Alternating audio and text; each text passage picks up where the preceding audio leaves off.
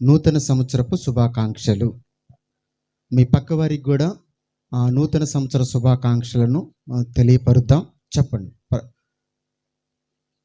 క్రొత్త సంవత్సర శుభాకాంక్షలు దయచేసి పక్క వాళ్ళకి చెబుదాం. రైట్. మొదటిగా ఈ విధంగా ఏర్పాటు చేసి దీనికి ఎంతో పని పరిచర్య చేసిన బజారయ్య, అంజీ, అలాగనే రామచంద్ర, బన్ను, ప్రదీప్, ఇంకెనెదర్ మగవాళ్ళందరికీ కూడా ప్రత్యేకమైన వందనాలు. అంతేకాకుండా స్త్రీలు చాలా పని చేశారు. వాళ్ళ పని ఎప్పుడు కూడా చెప్పశక్యము కానిది కాబట్టి వాళ్ళ పేర్లు నేను మెన్షన్ చేయట్లేదు, కానీ వాళ్ళ పని కూడా ఎక్కువగానే ఉంటుంది. పని పరిచర్య చేసి ప్రార్థన చేసిన ప్రతి ఒక్కరికి దేవుడు తగిన సమయమందు తగిన విధంగా ప్రతిఫలమును అనుగ్రహించునుగాక. మనము దేవుని యొక్క వాక్యంలోకి వెళ్ళేటప్పుడు మనం ఈ గ్రామంలో దేవుడు అనేక నశించిపోతున్న ఆత్మలను రక్షించాలని ఒక మంచి ఉన్నతమైన ఉద్దేశంతో మనం పరిచర్య ప్రారంభించాం. ఆ ప్రారంభించిన పరిచర్య పెరగాలని, అది పెంపొందించాలని మనందరం కలిసి చేస్తున్న ప్రార్థనకు, పడుతున్న ప్రయాసకు, చేస్తున్న ప్రయత్నాలకు దేవుడు అత్యధికమైన జవాబును అనుగ్రహించునుగాక. మనం ఈరోజు ఈ క్రొత్త సంవత్సరంలో మనము ఆయన సన్నిధిలో, ఆయన సముఖంలో మనం ఉన్నాం. కొంచెం సౌండ్ పెట్టండి. ఉన్నాం. మీకు తెలుసా ఒక విచారకరమైన విషయం ఏంటి అని అంటే, ఒక సెకండ్ అంటే కళ్ళు మూసి కళ్ళు తెరిసే అంతసేపు సెకండ్. ఒక సెకండ్కు ప్రపంచవ్యాప్తంగా 2 మరణిస్తున్నారు. ఒక సెకండ్కి 2 మరణిస్తున్నారు అని అంటే ఒక నిమిషానికి 6 రెళ్ళు 120 మంది మరణిస్తున్నారు. ఒక నిమిషానికి 120 మంది మరణిస్తున్నారు అని అంటే గంటకు 7100 మంది మరణిస్తున్నారు. ఒక గంటకే 7100 మరణిస్తున్నారు అని అంటే 24 గంటలు అంటే ఒక దినం 1,75,000 మంది మరణిస్తున్నారు. అంటే ఒక రోజుకి 1,70,000 మంది మరణిస్తే మరి సంవత్సరానికి ఎన్ని లక్షల మంది మరణించి ఉండాలి? గత సంవత్సరం చాలా లక్షల మంది మరణించి ఉండాలి. సాధారణంగా అప్రాక్సిమేట్లీ 4 కోట్ల మంది కంటే కూడా పైన చనిపోయి ఉండాలి, చనిపోయి ఉన్నారు. అయితే ఆశీర్వాదకరమైన సంతోషకరమైన వార్త ఏంటంటే అందులో మనము లేము. ఇది మన బలాన్ని బట్టో, భక్తిని బట్టో, బలగాన్ని బట్టో, ఆరోగ్యాన్ని బట్టో కాదు. ఇది దేవుడు ఇచ్చిన మహాకృప, కనికిరం. ఆయన కృపను బట్టి సంవత్సరమును దయా కిరీటమును దేవుడు మనకు ధరింపచేసి ఉన్నాడు. అందును బట్టి దేవునికి మహిమ, ఘనత, ప్రభావములు కలుగునుగాక. గట్టిగా చెబుదాం. ఆయన సజీవుడు లెక్కలో నిన్ను ఉంచాడు. సజీవుల లెక్కలో దేవుడు మనలను ఉంచాడు. మన ముందు అనేక మంది మరణించినా కానీ ఆ మరణానికి మనల్ని అప్పగించకుండా మనల్ని ఆయన సన్నిధిలో, సముఖములో సజీవులుగా ఉంచాడు. ఈ సంవత్సరం, గత సంవత్సరాన్ని మనం పరిశీలించుకున్నప్పుడు ఎన్నో దుఃఖాలు, దీవెనలు, ఏడుపులు, ఆనందాలు, గెలుపులు, ఓటమిలు, మంచి చెడులు, ఇవన్నీ కూడా ఆర్థిక సంబంధమైన విషయాలు, అనారోగ్యాలు, పోగొట్టుకోవటాలు, పొందుకోవటాలు, దూరం అవ్వటాలు, దగ్గర అవ్వటాలు, ఇలాగ చెప్పుకుంటూ పోతే చాలా విషయాల్లో మనము ఎదుర్కొన్నాం.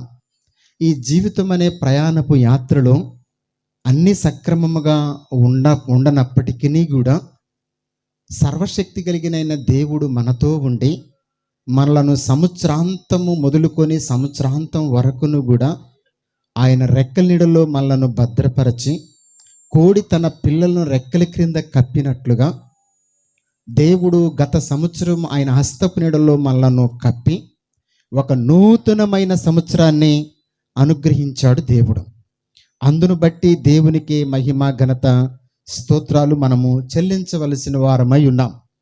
ఈ గత సంవత్సరంలో, పోయిన సంవత్సరంలో ఆ ఓటముల కంటే, ఏడుపుల కంటే ఈ క్రొత్త సంవత్సరంలో నేను ఒక నూతనమైన ఆశీర్వాదాన్ని దేవుడు దయచేయాలనుకుంటున్నాడు. దేవుడు దయచేయాలి అనుకున్నప్పుడు మనము తీసుకోవటానికి కూడా మనము సిద్ధంగా ఉండాలి. దేవుని ఇస్తున్నప్పుడు సిద్ధంగా ఉండటానికి మరి మనం ఏం చేయాలి? అక్కడ పలహారం పెడుతున్నారు. పలహారం పెడుతున్న ఆ వ్యక్తి, అందరూ పలహారం పెడుతూ ఉంటే ఒక వ్యక్తి వచ్చి కూడా చెయ్యి చాపాడు. చెయ్యి చాపినప్పుడు వాడి చేతులు మురికిగా ఉన్నాయి. నువ్వు కడుక్కొనిరా, పలహారం పెడతానంటే వద్దు, పెట్టమన్నాడు. మీరైతే పెడతారా? అమ్మ, నేను అడిగిన దానికి మరి మీరు, నాకు ఎందుకు భలే ఆశ్చర్యంగా ఉంటుంది అసలు. మీరైతే ఆ ప్రసాదం పెడతారా అండి? మరి అదే కదా అడిగింది, పెట్టరు. అలాగనే దేవుడు మనకు దీవెన ఇవ్వాలి అని అనుకున్నప్పుడు కొన్ని విషయాలను మనం చూస్తాడు. మనము బాగా తెలిసిన కొన్ని ఫ్రూట్స్ గురించి మీకు చెప్తాను. ఇప్పుడు మనం నారింజకాయ తినాలనుకున్నాం. ఎలా తింటారు మీరు? నోటితో తింటారని చెప్పకండి, నోటితోనే అందరు తింటారులే. ఎలా తింటారు అండి? దాని తొక్క తీసి తింటారు. తొక్క తీయకుండా మనం తినగలమా? ఆ నైపుణ్యత మాకుంది అంటే సరే, నీకు చాలా వందనాలు. అట్లా కంటే కూడా తీసి తింటాం. అరటికాయలు మనకు పంచబోతున్నారు. ఒక్కొక్క అరటికాయ మీకు ఇచ్చారు. ఎలా తింటారు మీరు అండి? తోలు తీసి తింటాం. తోలు అంటారా, తొక్క అంటారా? తొక్క అంటారు. దాన్ని నారింజకాయని తోలు అంటారు. ఓకే, సరే, తోలు తొక్క తర్వాత సంగతులు. కానీ తర్వాత మనము సపోటకాయలు పంచుతున్నారు కొత్త సంవత్సర సందర్భంగా. బన్ను అందరికి సపోటకాయ ఇస్తున్నాడు. ఈ సపోటకాయ తినేటప్పుడు లోపల ఏముంటాయి అండి? నల్లని గింజలు ఉంటాయి. ఇప్పుడు ఆ గింజలు తీసి తినాలా, తీయకుండా తినాలా అండి? తిన. ఇప్పుడు మనం ఇట్లా సిస్టమేటిక్గా వస్తే, నువ్వు అరటికాయ తినాలంటే ఏం చేయాలి? తొక్క తీయాలి. నారింజకాయ తినాలంటే ఏం చేయాలి? ఆ తోలు అందాం, బాగుంటుంది, తోలు తీయాలి. ఒకవేళ సపోటాకాయ తినాలంటే ఏం చేయాలి అండి? గింజలు తీయాలి. ఇప్పుడు తోలు తొక్క పైన కనబడిద్ది, గింజలు కనబడం. ఇప్పుడు దేవుని యొక్క దృష్టిలోకి, దేవుని యొద్దకు మనం వచ్చినప్పుడు పైన ఏం కనపడుతున్నాయి మనం తీసేసుకుంటాం. అంతరంగములో గింజలు, ఆ నల్లని విత్తనాలు తీసివేసుకున్నప్పుడు సపోటాకాయ ఎలాగైతే తింటుంటే టేస్ట్గా ఉంటుందో, రుచిగా ఉంటుందో, అంతరంగములో ఉన్న వాటన్నిటినీ మనం తీసివేసుకున్నప్పుడు దేవుడు ప్రసాదం అనే ప్రతిఫలము, ఆశీర్వాదాన్ని మనం పొందుకుంటాం. ఈ క్రొత్త సంవత్సరంలో అది దేవుడు మన నుంచి ఆశిస్తున్నాడు. ఇలాంటి నారింజకాయ మీద ఉన్న ఆ తోలు, అరటికాయ మీద ఉన్న తొక్క, సపోటా కాయలు ఉన్న గింజలు లాంటి ఆ రెండు ఉన్నప్పుడు మనము తినలేము. అలాంటి జీవితాన్ని ఒక వ్యక్తి జీవిస్తున్నప్పుడు ఆ వ్యక్తి తొక్క, తోలు తీసి, అది పై రూపమే కాదు, అంతరంగంలో లోపల ఉన్న సపోటా గింజల్లో గింజలు తీసినట్టుగా తన హృదయాల్లో ఉన్న వాటినన్నిటినీ తీసి అనేక వారికి దీవెనకరంగా ఉంచిన ఒక వ్యక్తిని మనము చూడబోతున్నాం. ఆ వ్యక్తితో దేవుడు మాట్లాడిన ఒక అద్భుతమైన మాట. ఎబ్రీలకు రాసిన పత్రిక 6వ అధ్యాయం చదువుతున్నాం, 14వ వచనం.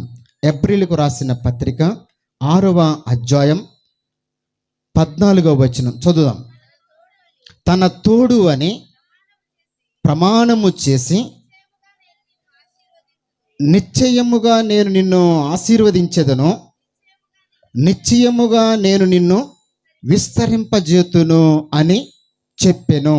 ఇక్కడ దేవుడైన యెహోవా తను చేత పిలువబడిన అబ్రహాముతో దేవుడు ఇస్తున్న వాగ్దానం, వాక్కు అది. ఆ వాగ్దానం ఏమని ఇస్తున్నాడు అని అంటే, దేవుడే ప్రమాణపూర్వకంగా అబ్రహాముతో చెబుతున్నాడు.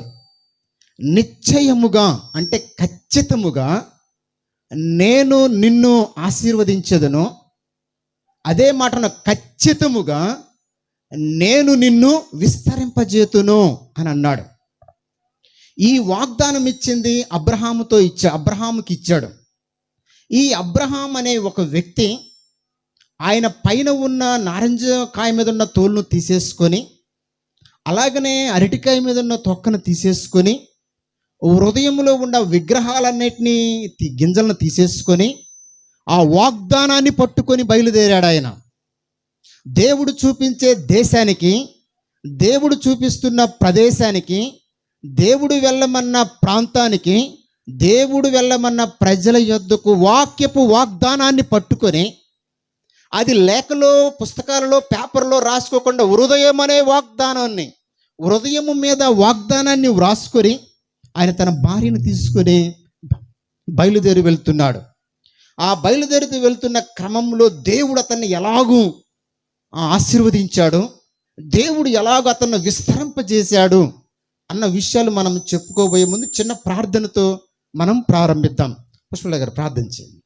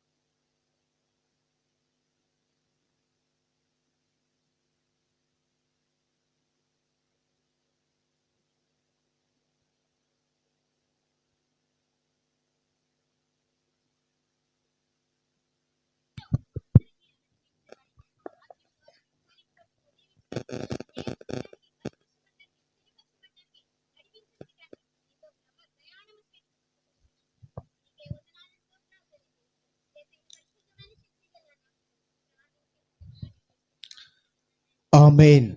రైట్. దేవుడు అబ్రహామును పిలుస్తున్నప్పుడు అబ్రహాము యొక్క ఒక జీవితం ఎలా ఉంది అనే విషయాన్ని ఒక చిన్న, మీకు తెలిసిన అర్థమయ్యే భాషలో ఒక చిన్న విషయాన్ని చెప్పి మనము ముందుకు వెళ్దాం. ఒక మామిడి చెట్టు ఉంది. ఆ మామిడి చెట్టు చాలా బాగా కాయలు కాసాయి.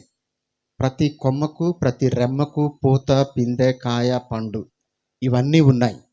ఆ దారిన పోతున్న వాళ్ళు ఆ మామిడికాయలను చూసి చాలా సంతోషపడి వాటిని కోసుకొని తింటారు. ఆ కోసుకున్నప్పుడు చూడటానికి అందంగా ఉంది, కోసుకున్నారు. తిన్నప్పుడు అది పుల్లగా ఉన్నప్పుడు ఆ పులుపును తట్టుకోలేక ఆ మామిడికాయను అక్కడే పడేసి ఎంతో కొంత సనుక్కుంటూ గొనుక్కుంటూ వెళ్ళేవారంట. గొనుక్కుంటూ వెళ్ళినప్పుడు ఇంకొంచెం దూరం వెళ్ళినప్పుడు ఒక మంచి తీయటి మామిడికాయ చెట్టు ఉంది. అక్కడికి వెళ్ళి ఆ మామిడికాయలు కోసుకున్నప్పుడు తిని చాలా సంతోషంగా వెళ్తున్నారు. దానిని చూసినప్పుడల్లా అనుకునేది, ఈ చేదు ఫలాలు ఇచ్చే మామిడి చెట్టు, అరే నేను మనుషులకు ప్రయోజనకరంగా లేనే, మనుషులకు మంచి మధురమైన పండ్లు నేను ఇవ్వలేకపోతున్నాను అని చాలా బాధపడుతున్నప్పుడు ఆ దారిన ఒక వ్యక్తి వెళ్తుంటే అడిగాడయ్యా, ఇట్లాగూ వచ్చిన వాళ్ళందరూ కూడా పుల్లగా ఉన్నాయని తిట్టుకుంటూ ఆ మామిడికాయలు నా మీద ఇసురుకుంటూ వెళ్తున్నారు, దీన్ని ఏమైనా మార్పు చేయొచ్చా, తీయటి ఫలాలు నాలో నుంచి ఏమైనా కాయొచ్చా అని అడిగినప్పుడు ఏమి లేదు, దీనికి ఒక మందు ఉంది, ఆ మందు కొడదాం అని చెప్పేసి ఆయన స్ప్రే కొట్టాడంట. ఆ స్ప్రే కొడితే తర్వాత కాలం వచ్చింది, మరలా పండ్లు వచ్చాయి, అయినా కానీ పులుపు పోలేదు. మరొక వ్యక్తి అడుగుతుంటే మరొక సంవత్సరం, అయ్యా మరి ఇలాగ జరిగింది, ఇలాగ ఉంది అని అన్నప్పుడు, లేదు దీనికి ఒక మంచి ఆ, మొదల్లోనే మందు వేయాలి, పైన వేయటం కాదని చెప్పేసి మందు మరలా మరొక సంవత్సరం వేస్తే అయినా కానీ మరలా కాయలు కూడా పులుపు పోలేదు, అలాగనే ఉన్నాయి. ఇక ఈ జీవితం ఎందుకులే అని ఆ మామిడి చెట్టు చాలా బాధతో, దుఃఖంతో నడుచుకుంటూ వెళ్ళి సముద్రంలో దూకుదామని వెళ్తుంది. మరి చెట్టు సముద్రంలో ఎట్ట దూకిద్ది అనమాకండి, జనరల్ ఊరికనే చెప్తున్నాను. వెళ్తా ఉన్నప్పుడు ఒక వ్యక్తి ఎదురయ్యాడు. ఎదురయ్యి ఏమన్నాడంటే, మామిడి చెట్టు ఎక్కడికి నువ్వు వెళ్తున్నావు అని అడిగాడు. ఏంది, నా వల్ల ప్రయోజనం ఏముంది, అన్ని పుల్లటకాయలే, అందరూ నన్ను తిడుతున్నారు, ఎవరికీ దీవెనకరంగా లేను, నేను వెళ్ళిపోతాను, నేను సముద్రంలో దూకుదాం అనుకుంటున్నాను అన్నది. లేదు లేదు, దీనికి ఒక మంచి అవకాశం ఉంది, నీ చేత నుంచి, నీలో నుంచి మధురమైన మామిడి పండ్లను నేను పుట్టిస్తాను, దానికి నువ్వు ఒప్పుకుంటావా అని అడుగుతాడు. ఖచ్చితంగా నువ్వు అలాగ చేస్తానంటే ఎందుకు ఒప్పుకోను అని అన్నాడు. అన్నప్పుడు వాళ్ళిద్దరి మధ్య సంభాషణ జరిగి, నీకుండా మెయిన్ కొమ్మ ఏదైతే ఉందో నీ చెట్టుకి, ఆ కొమ్మను నేను నరుకుతాను, అదిగో తీయటి మామిడి చెట్లు కాయలు ఇస్తుంది చూసారు, ఆ కొమ్మను తీసుకొచ్చి అంటు కడతాను, అంటు కట్టినప్పుడు ఆ కొమ్మలో నుంచి నీకు మంచి మధురమైన మామిడి పండ్లు వస్తాయన్నప్పుడు ఒప్పుకుంది. అలాగనే ఒక కొమ్మను కొట్టేశారు. అక్కడ నుంచి మంచి ఫలాలిచ్చే కొమ్మను తీసుకొచ్చి దీంతో అంటు కట్టిన తర్వాత మరుసటి సంవత్సరం ఆ కొమ్మ వరకు మంచి ఫలాలు వచ్చాయి. కానీ చుట్టూ మాత్రం అన్ని చేదు పులుపు ఫలాలే ఉన్నాయి. అయితే మరొకసారి ఆ యజమానుడు వెళ్తున్న వ్యక్తి వచ్చాయా, మరి నాకు ఒక కొమ్మకే మంచి ఫలాలు వస్తున్నాయి, మిగతా కొమ్మలకు అన్ని పులుపు ఉన్నాయి అన్నప్పుడు, మీ యావత్ చెట్టుకున్న ప్రతి కొమ్మ నరికితే తప్ప నువ్వు మంచి ఫలాలు కాయలేవు, అందరికి నువ్వు దీవెనకరంగా ఉండాలంటే ప్రతి కొమ్మ నరకబడి మంచి ఫలాలు ఇచ్చే ఆ కొమ్మలు అంటు కడితే నువ్వు మంచిగా అందరికీ మధురమైన పండ్లు ఇస్తావు అని చెప్పింది. అప్పుడు చెట్టు ఆలోచనలో పడింది, అన్ని కొమ్మలు నరకాలంటావా, కొన్ని ఉంచుకోకూడదా, మరి మా తరతరాల నుంచి కొన్ని కొమ్మలు ఉన్నాయి, వాటిని ఏం చేయమంటావు, వాటిని నరికితే బాగోదేమో, ఇది కొన్ని సంవత్సరాల నుంచి నేను ఉన్నాను కదా అని ఇలాగ చెప్పటం ప్రారంభించింది. సరే నువ్వు అలాగ ఉంటే ఉండలే, కానీ నువ్వు ఎప్పటికీ కూడా తీయటి మధురమైన మామిడి పండ్లు నువ్వు ఇవ్వలేవు, అవన్నిటిని కట్ చేస్తే తప్ప, నరికితే తప్ప, అంటుకడితే తప్ప నువ్వు మధురమైన దాని కాలేవు అన్నప్పుడు, దానికి ఎంతో కొంత అయిష్టంగానైనా సరే ఒప్పుకున్నప్పుడు మొత్తం సమస్తము కొమ్మలు నరకబడి ఆ మధురమైన చెట్లు కొమ్మలు తీసుకొచ్చి అంటుకట్టినప్పుడు కొన్ని సంవత్సరాలకు పులుపు మామిడికాయలన్నీ కూడా మధురమైన మామిడికాయలు అయ్యాయి. ఆ పులుపు మామిడి చెట్టు వలె, పులుపు మామిడికాయల వలె అబ్రహాము జీవితం ఉంది. అటువంటి అబ్రహాము యొక్క జీవితాన్ని మధురమైన పండ్లతో అంటుకట్టినట్లుగా ఆయన ప్రాంతాన్ని, ప్రదేశాన్ని, ప్రజలను, స్వజనులను, సమస్తాన్ని, మొత్తాన్ని, ఆయన చేస్తున్న వ్యాపారాన్నిటిని విడిచిపెట్టి నేను చూపించే దేశానికి నువ్వు రా అని చెప్పినప్పుడు, ఆయన ఎప్పుడైతే మొత్తాన్ని విడిచిపెట్టి వచ్చాడో దేవుడు ఒక అద్భుతమైన వాగ్దానాన్ని ఇచ్చాడు. ఏమంటే, నేను నిన్ను ఆశీర్వదించెదను, నేను నిన్ను విస్తరింపజేతును. ఆ మాట అనటానికి ముందు దేవుడు ఏమన్నాడంటే, నిశ్చయముగా, ఖచ్చితముగా నేను నిన్ను ఆశీర్వదిస్తాను, నిశ్చయముగా నేను నిన్ను విస్తరింపజేస్తాను. ఈ వాక్యము మనందరి జీవితాల్లో దేవుడు చేయునుగాక. గట్టిగా చెబుదాం. అది జరగాలని ఈ సంవత్సరము మనం ప్రార్థనాపూర్వకంగా మనం ముందుకెళ్ళబోతున్నాం. ఆ వాగ్దానాన్ని పట్టుకొని అబ్రహాం ఎలాగైతే బయలుదేరి వెళ్ళాడో, ఈ సియోను సంఘములో ఉన్న మనం ప్రతి ఒక్కరం ఆ వాగ్దానాన్ని పట్టుకొని చిన్న సంఘాలుగా ఉన్న మన సంఘాలను దేవుడు ఆశీర్వదించి విస్తరింపచేయునుగాక. అదే ఒక ప్రధానమైన లక్ష్యముతో, అదే ప్రధానమైన గురి కలిగి ఈ సంవత్సరం తొలి అడుగు వేయబోతున్నాం. ఈ తొలి దినమందు మనము దేవుని యొక్క వాక్యంలోకి వెళ్ళినప్పుడు, అబ్రహాం అలాగ వచ్చినప్పుడు అబ్రహాంతో దేవుడు మాట్లాడిన ఒక మాటను మనం చదువుతున్నాం. 12వ అధ్యాయం ఆదికాండము, 12వ అధ్యాయం ఆదికాండము 1వ వచనం. యెహోవా, నీవు లేచి నీ దేశము నుండి, నీ బంధువుల యొద్ద నుండి, నీ తండ్రి ఇంటి నుండి బయలుదేరి నేను చూపించు దేశమునకు వెళ్ళుము, నిన్ను గొప్ప జనముగా చేసి నిన్ను ఆశీర్వదించి నీ నామము గొప్ప చేయుదును, నీవు ఆశీర్వాదకరముగా ఉందువు. దేవుడు అబ్రహాంతో చెప్తున్నా, నిన్ను ఆశీర్వదిస్తాను అబ్రహాం. ఎప్పుడు ప్రభువా? ఇక్కడే ఉంటా ఇక్కడ ఉండటం కాదు, నేను ఎక్కడికైతే వెళ్ళమంటున్నానో, ఎలాగైతే వెళ్ళమంటున్నానో, ఎప్పుడు వెళ్ళమంటున్నానో, ఎక్కడికి వెళ్ళమంటున్నానో ఆ విధంగా వెళ్ళినప్పుడు మాత్రమే నిన్ను ఆశీర్వాదకరంగా నేను చేస్తాను అని అన్నప్పుడు అబ్రహాము మొత్తాన్ని విడిచిపెట్టి ఆయన వెళ్ళిన తరువాత దేవుడు చూడండి చాలా తక్కువ సమయంలోనే ఆయన కొన్ని సంవత్సరాలు ఆయన జీవితాన్ని ఎలాగో మార్చాడు. ఇద్దరే, భార్య భర్త ఇద్దరు మాత్రమే ప్రయాణమై వెళ్ళారు. వారికి పిల్లలు లేరు. వారిద్దరు కూడా వాగ్దానాన్ని పట్టుకొని బయలుదేరారు. ఏంటి ఆ వాగ్దానము? నిశ్చయముగా నేను నిన్ను ఆశీర్వదించేదను, నిశ్చయముగా నిన్ను విస్తరింపజేస్తాను అన్న ఆ వాగ్దానాన్ని, ఆ వాక్కుని, ఆ వాక్యాన్ని వారి హృదయంలో రాసుకొని వారు బయలుదేరి వెళ్ళారు. వాళ్ళు బయలుదేరి వెళ్ళినప్పుడు అనతి కాలంలోనే దేవుడు చూడండి అతని జీవితాన్ని ఎలాగూ మార్చాడో చదువుతున్నాం. 14వ అధ్యాయం 14వ వచనం. 14వ అధ్యాయం 14వ వచనం. అబ్రహాము తన తమ్ముడు చెరపట్టబడినని విని తన ఇంట పుట్టి అలవర్చబడిన 312 మందిని వెంట పెట్టుకొని దాను మట్టుకు ఆ రాజులను తరిమెను అని ఉంది. సోదరి స్నేహితుడు, ఈ నూతన సంవత్సరంలో అబ్రహాము మీదకు ఎలాగూ దీవెనలు వచ్చాయంటే, ఒక ఇద్దరిగా తన భార్య భర్త మాత్రమే వచ్చారు. దేవుడు చూపించే స్థలంలోనికి వచ్చారు. దేవుడు మొట్టమొదటిగా ఏమన్నాడు? నేను నిన్ను ఆశీర్వదిస్తాను అని అన్నాడు. ఆ ఆశీర్వాదం వచ్చిన తన కుటుంబంలో ఎలాగ నెరవేరిందంటే, ఆ ఇద్దరిగా వచ్చిన వారి యొక్క ఆస్తి, గొర్రెలాస్తి, గొడ్లాస్తి, సమస్త విధమైన ఆస్తి అంతా దేవుడు అధికం చేసినప్పుడు వారింటిలో 318 మంది జీతగాళ్ళు పెట్టుకునే అంత ఆశీర్వాదాన్ని దేవుడు అనుగ్రహించాడు. అంత ఆశీర్వాదాన్ని పొందుకోవడానికి కారణం ఏంటి అని అంటే, దేవుడు చెప్పిన ప్రకారంగా ఆయన చేశాడు. 318 మంది ఆ జీతగాళ్ళు ఉన్నారు అని అంటే ఆయనకి ఎంత ఆస్తి, ఎంత పని, ఎంత మందులు ఉండి ఉండొచ్చు మనం అంచనా వేయొచ్చు. అది మొదటిదైతే, నేను నిన్ను విస్తరింపచేస్తాను అన్న వాగ్దానాన్ని కూడా ఆయన జీవితంలో మనం చూస్తున్నాం. రండి ఆ మాటను మనం చదువుతున్నాం. 21వ అధ్యాయం 6వ వచనం. ఆదికాండము 21వ అధ్యాయం 6వ వచనం.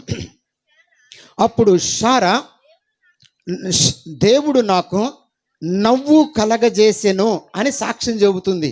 దేవుడు నాకు నవ్వు కలగజేసెను. నవ్వు నోటి నుండి వచ్చేది, సంతోషం హృదయంలో నుంచి వచ్చేది. ఆవిడకి నవ్వుతో పాటు కింద చదివితే ఆయన హృదయంలో సంతోషం కూడా ఉంది. ఆ సంవత్సరం ఎందుకు ఆమె నోటి నిండా నవ్వు ఉంది, ఆమె హృదయం నిండా సంతోషం ఉంది అంటే, దేవుడు వారిద్దరిని విస్తరింపజేస్తున్నాడు. దేవుడు వారిద్దరిని విశాలపరుస్తున్నాడు. ఏం చేశాడు? వారి గర్భాన్ని తెరచి ఇస్సాకు అనే ఒక కుమారుణ్ణి అనుగ్రహించాడు. అందుకే శారా సాక్ష్యం చెబుతుంది, నా నోటి నిండా దేవుడు నవ్వు ఉంచాడు అని. ప్రియమైన సోదరి స్నేహితుడా, ఆ విషయంలో ఆమెకు అలాగూ నోటి నిండా నవ్వు ఉంటే ఉండనియొచ్చేమో కానీ, ఈ సంవత్సరంలో దేవుడు మన నోటి నిండా నవ్వును కలగజేయునుగాక. గట్టిగా చెబుదాం, గట్టిగా చెబుదాం. ఆయన మన నోటి నిండా నవ్వును, మన హృదయము నిండా సంతోషమును ఈ సంవత్సరము నిశ్చయముగా దేవుడు దయచేయునుగాక. ఆయన విస్తరింపజేశాడు. ఇంకా చివరిగా ఒక మాట ఏమని ఉందంటే, ఆయన జీవితంలో చదువుతున్నాం. 24వ అధ్యాయం ఆదికాండము. 24వ అధ్యాయం ఆదికాండంలో 1వ వచనం. అన్ని విషయములలోనూ అబ్రహామును ఆశీర్వదించెను అని ఉంది. అన్ని విషయాలలో దేవుడు ఎన్ని విషయాలు, అక్కడ రెండే విషయాలు అనుకుందాం. ఒకటి ఆశీర్వాదం విషయం, రెండవది విస్తరణ చేసే విషయం. దేవుడు ఆశీర్వాదాన్ని ఇచ్చాడు. 318 మంది జీతగాళ్ళు ఉన్నారు. దేవుడు విస్తరింపజేశాడు. వారికి ఒక కుమారుని, వాగ్దాన పుత్రుణ్ణి దేవుడు దయచేశాడు. ఈ అబ్రహాముకు పుట్టిన ఆ కుమారుడు ఇస్సాకు. అబ్రహాము చనిపోయే దినాలు వచ్చాయి, వృద్ధుడయ్యాడు. చనిపోతున్న సమయంలో దేవుడు ఇస్సాకు నేర్పిన ఒక విషయం ఏంటంటే, దేవుని యందైతే విశ్వాసం ఉంచాడో, ఏ దేవుని యందైతే భక్తి చేశాడు, ఏ దేవుని యందైతే బలంగా నిలబడ్డాడో, అది ఇస్సాకు హృదయములోనికి తీసుకుని వెళ్ళాడు, ఇస్సాకు జీవితంలోనికి తీసుకుని వెళ్ళాడు. ఆయన ఆస్తిని సంపాదించి ఇచ్చిపోవచ్చేమో కానీ అన్నిటికంటే కూడా దేవుడు ఆయన అనుకున్నాడు, నా కుమారుడికి నేను ఏ దేవుణ్ణైతే నమ్మాను, ఏ ప్రదేశం నుంచి నన్ను దేవుడు బయటకు తీసుకుని వచ్చాడు, ఆ దేవుణ్ణి ఆయనకు నమ్మేటట్లుగా చేసి ఆయన జీవితానికి అంటుకట్టి నేను మరణించినా పర్వాలేదు అనుకొని దేవుని యొక్క శక్తిని, దేవుని చేసిన కార్యములను వారి పిల్లలకు నేర్పించి అంగీకరింపజేసి ఆయన చనిపోయాడు. చనిపోయిన తర్వాత ఇప్పుడు ఇస్సాకు జీవితం ప్రారంభమైంది. ఇప్పుడు ఇస్సాకును దేవుడు ఏ వాగ్దానం అయితే దేవుడు అబ్రహాంకి ఇచ్చాడో, నీ తరతరముల వరకు ఈ వాగ్దానం అన్నాడు, 1000 తరముల వరకు నేను కరుణిస్తాను అని అన్నాడు. ఇప్పుడు అబ్రహాము తరం అయిపోయింది, ఇప్పుడు ఇస్సాకు తరం వచ్చింది. సోదరి, ఈరోజు మన తరం అయిపోవచ్చు, అంటే కొంతకాలానికి నీ పిల్లల తరములో కూడా యెహోవా వాగ్దానము నెరవేరునుగాక. అది నెరవేరాలి అనంటే ఈరోజు నువ్వు చేసే జీవితం మీద ఆధారపడి ఉంది. ఆ సత్యాన్ని మనము మర్చిపోకూడదు. చదువుతున్నాం రండి, ఇస్సాకు దగ్గరికి మనం వస్తున్నాం. 25వ అధ్యాయం 24వ వచనం. 25వ అధ్యాయం 24వ వచనం. ఆమె ప్రసూతి కావలసిన దినములు నిండినప్పుడు ఆమె గర్భమందు కవాలులు ఉండిరి. ఆమె గర్భమందు కవాలులు ఉండిరి. ఇస్సాకు పెళ్ళయింది. ఇస్సాకు భార్య పేరు రిబ్కా. ఇస్సాకు భార్య పేరు రిబ్కా అయినప్పుడు ఆ రిబ్కాకి గర్భఫలం కొరకు చాలా కాలం ఎదురు చూసినప్పుడు ఆశ్చర్యంగా ఇప్పుడు దేవుడు తన తండ్రి నేర్పించిన ఆ వాగ్దానాన్ని, ఇదిగో ఇస్సాకు నువ్వు మరవవద్దు, నా దేవుడైన యెహోవా ఎక్కడైతే నేను ఏ దేశంలో చీకటి దేశంలో ఉన్నప్పుడు యెహోవా స్వరము నాకు వినిపించి, యెహోవా ప్రత్యక్షతను అనుభవించి వాటన్నిటిని సమస్తాన్ని విడిచిపెట్టి దేవుడు చూపించిన దేశానికి నేను వస్తున్నప్పుడు నన్ను నిశ్చయముగా ఆశీర్వదిస్తారని వాగ్దానం ఇచ్చిన దేవుడు, నిశ్చయముగా విస్తరింపజేస్తారని వాగ్దానం ఇచ్చిన దేవుడు, ప్రమాణపూర్వకంగా నాతో మాట్లాడిన దేవుడు, ఆ వాగ్దానము నువ్వు జ్ఞాపకం చేసుకోమని ఆ అబ్రహాం ఇస్సాకుతో చెప్పినప్పుడు ఇస్సాకు జ్ఞాపకం చేసుకున్నాడు, దేవా యెహోవా మా నాన్నగారికి ఇచ్చిన వాగ్దానం నా కుటుంబం మీదకి వచ్చేటట్లుగా చెయ్యి, మా పితరులకు ఇచ్చిన వాగ్దానం మా మీదకి వచ్చేటట్లుగా దయచేయని అన్నప్పుడు దేవుడు దాన్ని జ్ఞాపకం చేసుకొని అబ్రహామును బట్టి ఇస్సాకును ఆశీర్వదించాడు. ఎలా ఆశీర్వదించాడు? మొట్టమొదటిగా ఎలాంటి ఆశీర్వాదాన్ని మనం చూద్దాం. చదువుతున్నాం 26వ అధ్యాయం, చదువుతున్నాం 12వ వచనం. 26వ అధ్యాయం 12వ వచనం. ఇస్సాకు ఆ దేశమందున్న వాడై విత్తనము వేసి ఆ సంవత్సరము 100 ఫలము పొందెను, యెహోవా అతనిని ఆశీర్వదించెను. ఇది మొదటి భాగం. యెహోవా అతనిని ఆశీర్వదించాడు. ఎంత ఆశీర్వదించాడు అని అంటే అతను గొప్పవాడయ్యే అంతవరకు క్రమక్రమముగా దేవుడు ఆశీర్వదించాడంట. ఈరోజు నీకు పుట్టిన కూతురులు కుమార్తెలు వారు క్రమక్రమముగా గొప్పవాడయ్యే అంతవరకు కూడా నీవు నమ్మిన దేవుడు వారి ఆశీర్వాదం పొందుకునుగాక. నువ్వు నీ కొరకు సిలువ వేయబడిన యేసుక్రీస్తు ప్రభు నామములో చేస్తున్న వాగ్దానాలు ఎత్తుపట్టి చేస్తున్న ఆ ప్రార్థన నీ పిల్లల మీద ఒక తైలాభిషేకం వలె దిగివచ్చునుగాక. అదే చెబుతున్నాడు. నేను ఆ సంవత్సరం పంట వేశాను, అది కరువు కాలం, వర్షాలు లేని కాలం.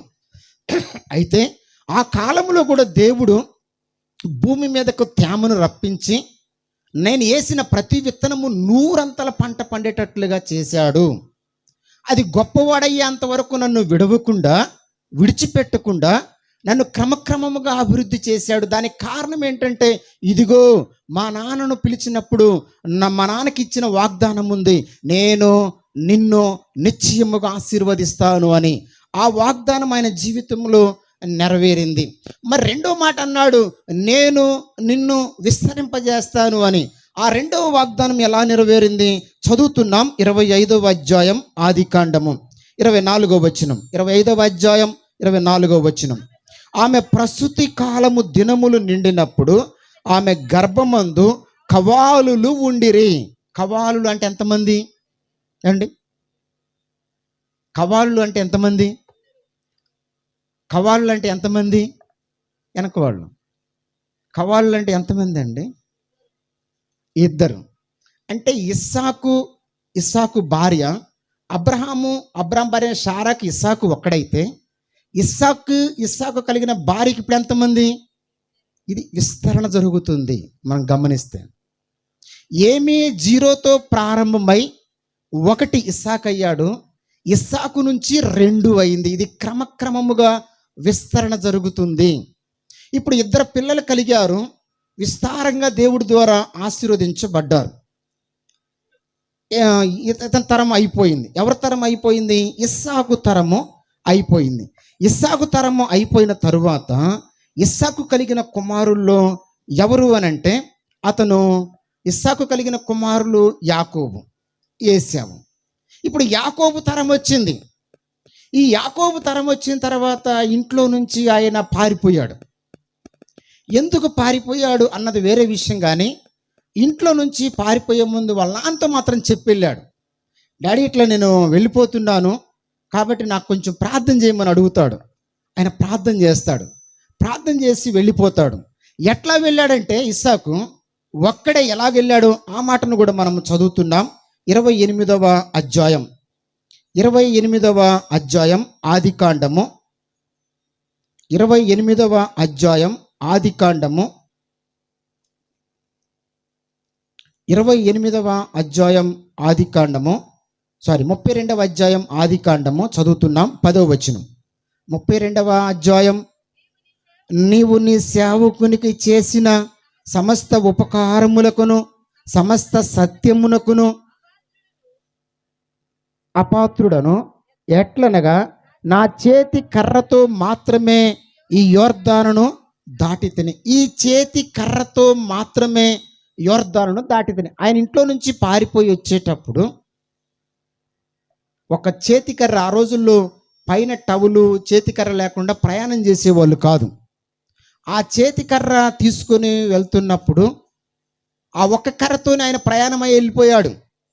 ఆ ఒక్క కర్ర తీసుకొని వెళ్తున్నాడు దేశానికి.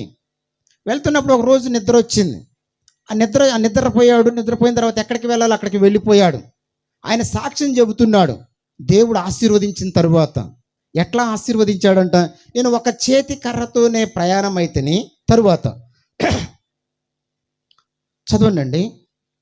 ఇప్పుడు నేను 2 గుంపులైతేనే, అంటే 2 గుంపులు ఎందుకయ్యారు? ఆయనకి ఇస్సాకు మొట్టమొదటిగా గర్భఫలాలు వచ్చింది, 12 మంది పిల్లలు కన్నాడు.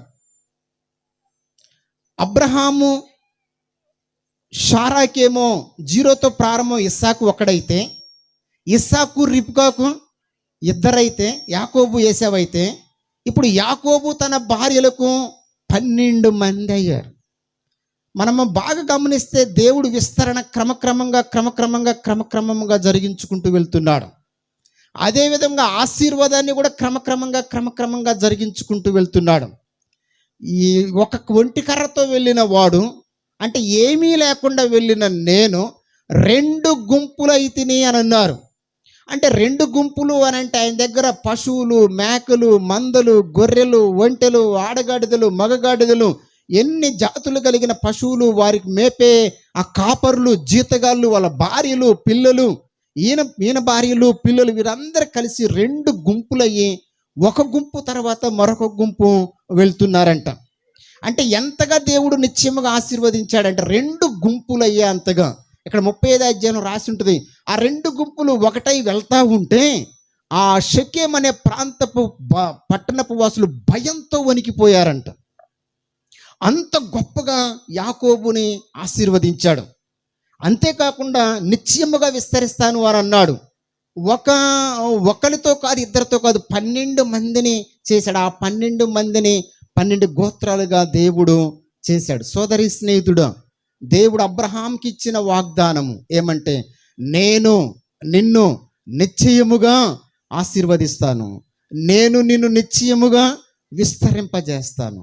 ఈ వాగ్దానం మన తరములోనే కాదు, మన పిల్లల తరములో కూడా మనము విందుముగాక. వారు విస్తరించబడాలి, వారు ఆశీర్వదించబడాలి. అబ్రహాము తల మీదకి వచ్చిన ఆశీర్వాదం ఇస్సాకు మీదకును ఇంకా ఎక్కువగా వచ్చింది. ఇస్సాకు మీదకు వచ్చిన విస్తరణ దానికంటే యాకోబు మీదకి ఇంకా వచ్చింది. ఈరోజు నీకుండా ఆశీర్వాదం, నీకుండా విస్తరణ కంటే నీ పిల్లలు ఎక్కువగా ఆశీర్వదించబడుదురుగాక, వారు ఇంకా విస్తరించబడుదురుగాక. ఇది దేవుని యొక్క నూతన సంవత్సరపు వాగ్దానం. ఇప్పుడు అంతటితో అయిపోయిందా? చూద్దాం రండి, వారు ఎలాగో విస్తరించారో చదువుతున్నాం. యాకోబు కుమారుడైన ఆ ఏశావు దగ్గరికి మనం వస్తున్నాం.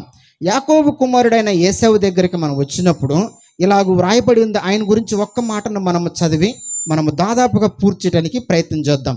చదువుతున్నాం 45వ అధ్యాయం. 45వ అధ్యాయం కంటే కూడా 41వ అధ్యాయం 41వ వచనం చదువుదాం. 41వ అధ్యాయం 41వ వచనం, 39వ అధ్యాయం 3వ వచనం. ఇవన్నీ చదవాల్సిందే. 39వ అధ్యాయం 3వ వచనం చదువుతాం. యెహోవా అతనికి తోడై ఉండెను అనియు అతడు చేసినదంతయు యెహోవా సఫలము చేసినని తన యజమానుడు చూచినప్పుడు. చదువుతున్నాం 23వ వచనం. యెహోవా అతనికి తోడై ఉండెను అంటే దేవుడు తోడు ఆయనకు ఉంది. ఆయన చేసే ప్రతి పని కూడా సఫలమవుతుంది. కారణం ఏంటి అని అంటే వాళ్ళ పితరులకు దేవుడిచ్చిన ఆ వాగ్దానం ఏంటి అంటే అది నువ్వు నిశ్చయముగా నేను నిన్ను ఆశీర్వదిస్తాను, నిశ్చయముగా నేను నిన్ను విస్తరింపజేస్తాను. ఆ వాగ్దానము చూడు కొన్ని తరాల వరకు ఆ ఏలుబడి చేస్తానే ఉంది. ఇప్పుడు యోసేపు దగ్గరికి వస్తే చదువుతున్నాం 41వ అధ్యాయం 41వ వచనం. మరియు ఫరో చూడుము, ఐగుప్తు దేశమంతటి మీద నిన్ను నియమించి ఉన్నానని యోసేపుతో చెప్పెను. అబ్రహాం ఏమీ లేనివాడిగా వచ్చాడు, అన్ని విషయాల్లో ఆశీర్వదించబడ్డాడు. నిశ్చయముగా అతను విస్తరించబడ్డాడు, దేవుడు విస్తరింపజేశాడు, నిశ్చయముగా ఆశీర్వాదాన్ని పొందుకున్నాడు. అంతటితో ఆగల. ఇస్సాకు అన్ని విషయాల్లో క్రమక్రమంగా గొప్పవాడయ్యేంత వరకు దేవుడు ఆశీర్వదించాడు. ఆ విధంగానే వారి పిల్లలు ఇద్దరు కవాళ్ళు ఏశావు యాకోబు దేవుడు విస్తరించాడు. 3వ తరం యాకోబు అన్ని విషయాలు 2 గుంపులయ్యేంత ఆశీర్వాదాన్ని దేవుడిచ్చాడు. 12 మంది పిల్లలను దేవుడు విస్తరింపజేశాడు. అంతటితో ఆకుండా వారి తరాలను ఎలాగో దీవించాడంటే ఆ యాకోబు కలిగిన ఒక కుమారుణ్ణి అయితే ఒక దేశానికి ప్రధానమంత్రిగా చేశారండి.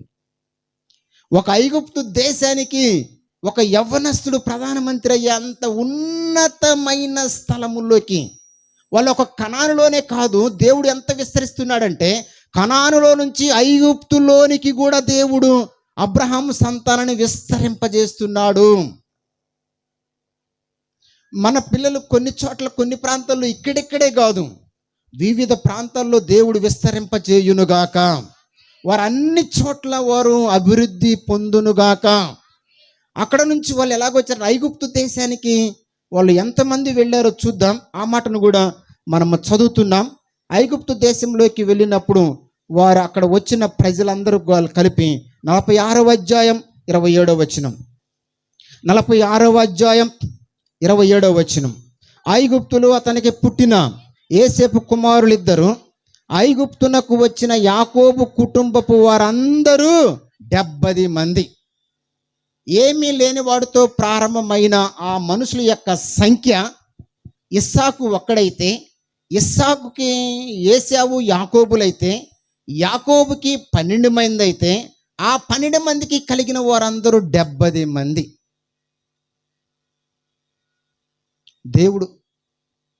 దేవుడు విస్తరింపజేస్తున్నాడు. దేవుడు వారిని విశాలపరుస్తున్నాడు.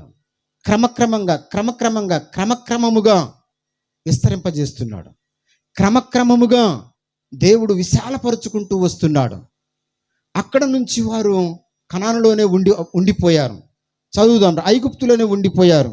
అక్కడ నుంచి దేవుడు వారిని ఎలాగ విశాలపరిచాడో మనం చూడబోతున్నాం. చదువుతున్నాం రండి ఆ మాటను. నిర్గమాకాండం 1వ అధ్యాయం 1వ ఈ సౌండ్ మన కొరకు పెట్టారా, అది ఒక మంచి మ్యూజిక్ లాగా ఉండాలని, లేకపోతే వాస్తవంగా అవసరమై ఉండే పెట్టారా? సరే, అదొక మ్యూజిక్ అనుకోవాలి మనం అండి. కరెక్ట్గా ఈరోజు రేపు ఉండదు. మన ఈ వాక్యం అయిపోయిన తర్వాత మళ్ళీ సౌండ్లు ఏమి ఉండవు, మామూలుగా ఉంటుంది. ఓకే, చదువుదాం. ఏం చదువుదాం? నిర్గమకాండం 1వ అధ్యాయం 10వ వచనం. వారు విస్తరింపకుండునట్లు అంటే వారు విస్తరింపకుండునట్లు అంటే వారు విస్తరించారు. 7వ వచనం. ఇజ్రాయేలు బహు సంతానము గలవారై అభివృద్ధి పొంది విస్తరించి అత్యధికముగా ప్రబలిరి. ఏమీ లేని వారు జీరోతో ప్రారంభమైన విస్తరణ 1, 2, 12 నుంచి 70 నుంచి అప్రాక్సిమేట్లీ కొన్ని లక్షల మంది ఇక్కడ అయ్యారు. సుమారుగా 30 లక్షల మంది అని బైబిల్ పండితులు చెప్తారు. దేవుడు అబ్రహాముతో ఇచ్చిన వాగ్దానం, అబ్రహాం నేను నిన్ను నిశ్చయముగా ఆశీర్వదించెదను అని అన్నాడు. నిన్ను నిశ్చయముగా అభివృద్ధి చేస్తాను అని అన్నాడు. ఆ వాగ్దానం ఎక్కడ ఆపలేదు. ఆపకుండా వారందరూ కూడా అక్కడ నుంచి దేవుడికి ప్రార్థన చేసిన తర్వాత దేవుడు వారిని కనాను అనే ప్రాంతంలోనికి, శ్రేష్టమైన భూముల యొద్దకు, దేశంలోకి దేవుడు వారిని నడిపించాడు. ప్రియమైన సోదరి స్నేహితుడా, అబ్రహాముకి ఇచ్చిన వాగ్దానం ఏంటంటే, అబ్రహాం నేను నిన్ను నిశ్చయముగా ఆశీర్వదిస్తాను, నేను నిన్ను నిశ్చయముగా విస్తరింపజేస్తాను. అబ్రహాముతో ఆగలేదు. అబ్రహాము కుమారుణ్ణి ఇస్సాకుని ఇంకా గొప్పగా ఆశీర్వదించాడు, గొప్పగా విస్తరింపజేశాడు. ఇస్సాకుతో ఆగలేదు. ఇస్సాకు కుమారుడైన యాకోబుని విస్తరింపజేశాడు, అభివృద్ధి పరిచాడు. అంతటితో ఆగలేదు. యాకోబు కుమారుడైన యోసేపుని దేశానికి ప్రధానమంత్రి చేశారు. వారి సంతానాన్ని మొత్తానికి 40 లక్షల మంది, 30 నుంచి 40 లక్షల మంది అయి వారు ఒక దేశమే ఏర్పాటయ్యే అంతగా, దాని పేరు ఇజ్రాయేలు దేశం అనే పేరు పెట్టబడే అంత గొప్ప సంతతిని దేవుడు విస్తరింపచేశాడు. సోదరి స్నేహితుడా, వాక్యాన్ని, వాగ్దానాన్ని మనం నమ్మాలి. నమ్మి మనం దాని కొరకు మనం ప్రార్థన చేసినప్పుడు అబ్రహాం మీదకు, వారి సంతతి మీదకు దిగి వచ్చిన ఆశీర్వాదం మన కుటుంబాల్లో, మన తర్వాత తరములో, వారి తర్వాత తరములో కూడా దేవుడు అబ్రహాము సంతతికి దయచేసినట్టుగా అంతకంటే గొప్ప దీవెనలు దేవుడు మనకి దయచేయునుగాక.